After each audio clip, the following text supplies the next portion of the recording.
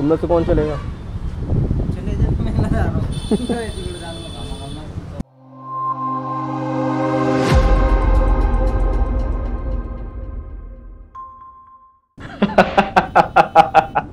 दोस्तों यही मेरे एक ऐसे रिएक्शन थे जो भाई अमेजिंग लगे इन दोनों बंदों को देखे। मैं बताऊंगा ये रिएक्शन क्यों आया है। खैर एनीवे, हर हर महादेव दोस्तों, कैसे हैं आप सभी? एंड आई विश आप सब लोग भाई बढ़िया होंगे मेरी तरह। सो भाई लोग, वीडियो की स्टार्ट करने से पहले सबसे पहले मैं अगेन धन्यवाद देना चाहूंगा जैन हीरो का, जिन्होंने मुझे इस बाइक को रिव्यू करने का मौका दिया।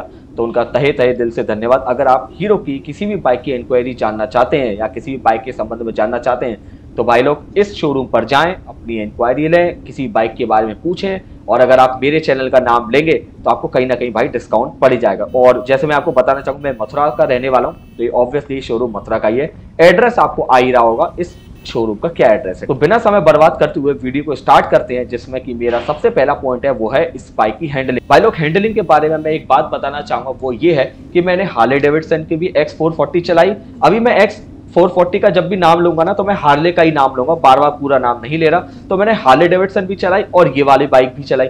तो मुझे इस वाली बाइक का जो हैंडलिंग का जो हिसाब किताब है ना, वो ज्यादा बढ़िया लगा बजाय उसके। सॉरी मैं मजाक कर रहा हूँ, मुझे उस बाइक का ज्यादा अच्छा लगा बजाय इसके। ऐसा मुझे पहले लगा था कि मेरे सामने दोस्तों दोनों बाइक खड़ी थी, मैंने दोनों बाइक का टेस्ट ड्राइव ली, मुझे दोनों बाइक चली। तो पहले मुझे लगा कि हीरो जो हार्ले डेविडसन की है उसका हैंडलिंग का पता नहीं क्या हिसाब किताब होगा, थोड़ी सी ऊंची लग रही थी देखने में, पता नहीं किस तरह की हैंडलिंग होगी, मैन्यूवर करने में आसानी होगी भी कि नहीं होगी। लेकिन भाई लोग मैंने दोनों चलाई और मैं ताज्जुब रह गया, मुझे उसकी हैंडलिंग ज्यादा पसंद आई। ऐसा नहीं बहुत बड़ा मेजर डिफरेंस है, एक तो मतलब कह सकते हो 19-20 का अंतर है, ज्यादा कुछ खास अंतर है नहीं, ठीक है। तो हैंडलिंग मुझे उस वाली बाइक की बढ़िया लगी। दूसरा, अगर मैं कंफर्ट की बात करूं तो भाई कंफर्ट दोनों ही बाइकों में सेम है, कोई भी प्रॉब्लम नहीं है। दोनों गद्दियां बहुत ही गुदगुदी हैं, बहुत ही चौड़ी है, बहुत ही लंबी हैं। आपके दोनों पिछवाड़े आराम से आ जाएंगे, कोई भी इशू नहीं है। कंफर्ट के मामले में भी बढ़िया हो गया। वाइब्रेशन की बात करूं तो दोनों ही बाइक में आपको वाइब्रेशन आपको इतने नहीं मिलेंगे, ना ही इस वाली बाइक में मिलेंगे ना ही उस वाली बाइक में मिलेंगे। इसमें आपको थोड़ा सा हीरो का डिजाइन है ना, तो आप कह सकते हो थोड़ा बहुत आपको मिल जाए, जबकि वाइब्रेशन आपको उतना नहीं महसूस होगा। रिफाइनमेंट की बात करूं तो भाई रिफाइनमेंट भी इन दोनों बाइकों में ठीक ठाक है, ऐसा कुछ ज्यादा खास भी नहीं है, ना ज्यादा ही खराब रिफाइनमेंट है। रिफाइनमेंट भी मैं कह सकता हूं ओके है, मतलब बढ़िया रिफाइनमेंट है, इतना कुछ ज्यादा बुरा नहीं कहोगे, ठीक है। पिकअप की बात करूं तो भाई पिकअप इस बाइक का मेरे लिए यूं समझ लो बहुत ही अमेजिंग रहा है। वो जो मैं वीडियो की स्टार्टिंग में हंस रहा था ना, वो बंदा बैठने से मना कर रहा था, मैं नहीं बैठ रहा, तो भाई उससे पहले मैं हार्ले डेविडसन को चला चुका था और वही बंदा मेरे पीछे बैठा हुआ था। यूं समझ लो भाई लोग दहशत में बैठा हुआ वो बंदा, तभी उसने मेरे पीछे बैठने से भाई मना कर दी। क्योंकि जो इस बाइक का पुल है ना, जो इस बाइक का पिकअप है, मतलब आप ताज्जुब पड़ जाओगे भाई लोग। मेरा तो हाथ से हैंडल छूट गया, इतना अमेजिंग पिकअप है, मतलब मिनटों में खिंच रही है, आगे से लिफ्ट होने को तैयार बैठी है। इस तरीके का इस बाइक का भाई पिकअप है, जो कि मेरे को पिकअप बहुत ही ज्यादा अमेजिंग लगा। और एक बात, अगर मैं इसकी टॉप स्पीड की बात करूं तो भाई मैंने इसकी टॉप स्पीड तो मैंने चेक नहीं की, लेकिन क्योंकि इसकी टॉप स्पीड और हार्ले डेविडसन की टॉप स्पीड ऑलमोस्ट सेम है, क्योंकि इंजन भी सेम है ना, इसीलिए तो मुझे इस बाइक की जो टॉप स्पीड हार्ले में मिली वो मिली थी लगभग 137 या 138, वो भी दो बंदों के ऊपर। ये जो सामने ये जो वीडियो की स्टार्टिंग में जो बंदा बैठा हुआ था, सेम इसी तरह का बंदा मेरे पीछे बैठा था, तरह का क्या यही बंदा था, और मैंने इसको बैठा के 138 भी चला दी थी, जो कि मुझे लगा यार डबल में काफी अच्छा परफॉर्म कर रही है बाइक। तो जैसे वो परफॉर्म कर रही है उसी तरीके से ये भी करेगी, क्योंकि सेम इंजन है, तो इसमें भी आपको कोई चेंज आपको एज सच नहीं मिलेगा। तो पावर एंड परफॉर्मेंस के मामले में ये बाइक 5/5 है, किसी भी तरह की कोई भी आपको इशू नहीं मिलेगी।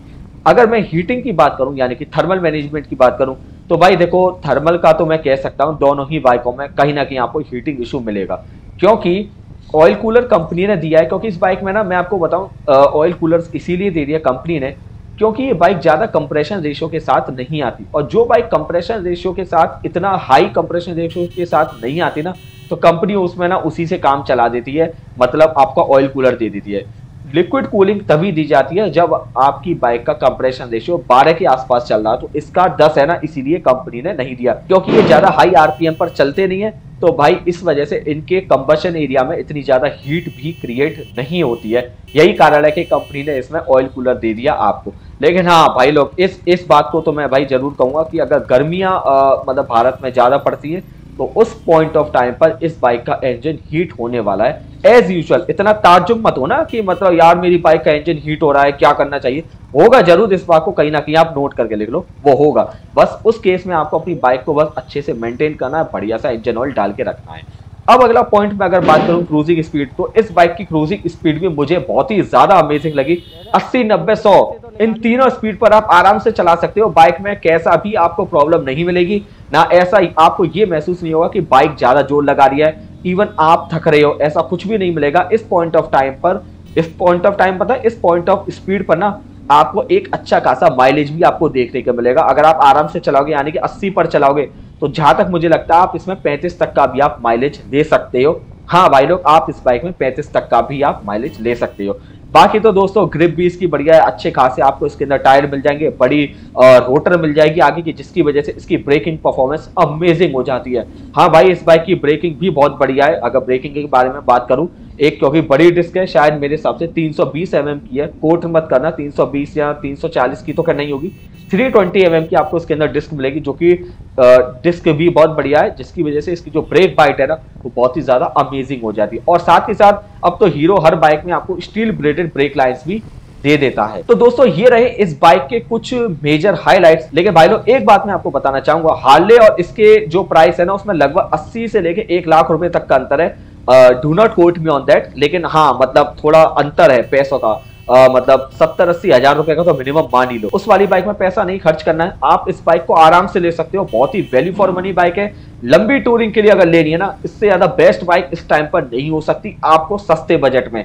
मैं बुलेट को इसलिए कंसीडर नहीं कर रहा हूं क्योंकि दोस्तों मुझे बुलेट इतनी ज्यादा पसंद नहीं है। मैं मानता हूं बुलेट प्रेमियों को मेरी बात बुरी जरूर लगेगी, लेकिन हाँ भाई लोग, बुलेट में आपको इस तरह की कंफर्ट नहीं मिलेगा। कंफर्ट जरूर मिल जाएगा, डेफिनेट है, हैंडलिंग जरूर मिल जाएगी, लेकिन उसमें आपको वाइब्रेशन ज्यादा मिलेंगे, इसमें नहीं मिलेंगे। इसका इतना मीटर, इसका जो मीटर है इतना ज्यादा बढ़िया, वो बुलेट में डेफिनेट नहीं मिलेगा। टॉप स्पीड परफॉर्मेंस की तो खैर मैं बात ही नहीं करा, वो तो उसके सामने कहीं भी टिकेगी नहीं। हेडलाइट का जो इसका थ्रो है वो भी बहुत ज्यादा अमेजिंग है।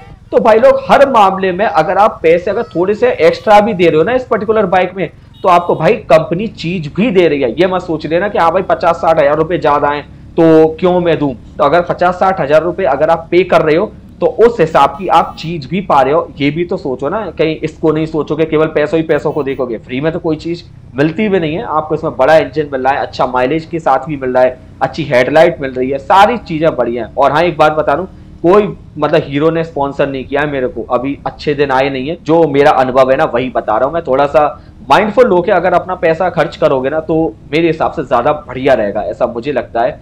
तो दोस्तों यही है मेरी निगाह में ऐसे कुछ रीजंस जिसकी वजह से आपको हीरो की मैवरिक 440 किसी भी दिन पिक कर लेनी चाहिए। और मैंने इस पूरी वीडियो में ना आपको इस बाइक के फायदे नुकसान सारे के सारे बता दिए। और अगर आप पूरी इस वीडियो को देख लोगे ना तो आपको मतलब किसी अन्य वीडियो को तो देखने की भाई जरूरत ही नहीं पड़ेगी। बहुत मैंने थोड़ा गंभीरता से चलाया तो मैंने पाया कि हाँ यार ये बाइक मतलब कंपनी ने बढ़िया बनाई है। आप हैंडल बार की भी अगर आप इसकी क्वालिटी देख लोगे, स्विचेस की भी क्वालिटी देख लोगे तो आपको एक प्रीमियमनेस फील होगी। ऐसा नहीं कि कंपनी ने उल्टी सीधी चीज आई वही चुपका के आपको दे दी, नहीं, कंपनी ने कहीं भी कैसी भी कोई भी कसर नहीं छोड़ी। मजे आ गए भाई साहब इस बाइक को चला के। हाईवे पर तो सबसे ज्यादा मजा है क्योंकि ये बाइक ना हाईवे ओरिएंटेड बाइक है। अगर आप इसको 3 बंदों को भी बिठा के, वैसे तो कभी मत करना ऐसी हरकत, 3 बंदों को भी बिठा के अगर आप 130 भी चला पाओगे ना तो भाई साहब मैं कह सकता हूं ये बाइक आपको 3 बंदों को बिठा के 135 भी ले जाएगी। इस तरीके का इस बाइक की पावर एंड परफॉर्मेंस है जो कि शायद आपको बुलेट में ना मिले। हाँ भाई साहब आपको बुलेट में नहीं मिलेगी। तो दोस्तों ये रहे मेरी तरफ से रिव्यू एंड उम्मीद करता हूं आपको ये वीडियो कहीं ना कहीं भाई कंड्यूसिव लगी होगी। अगर दोस्तों कंड्यूसिव लगी हो तो भाई लोग प्लीज चैनल को लाइक शेयर सब्सक्राइब जरूर करके रखें। धन्यवाद।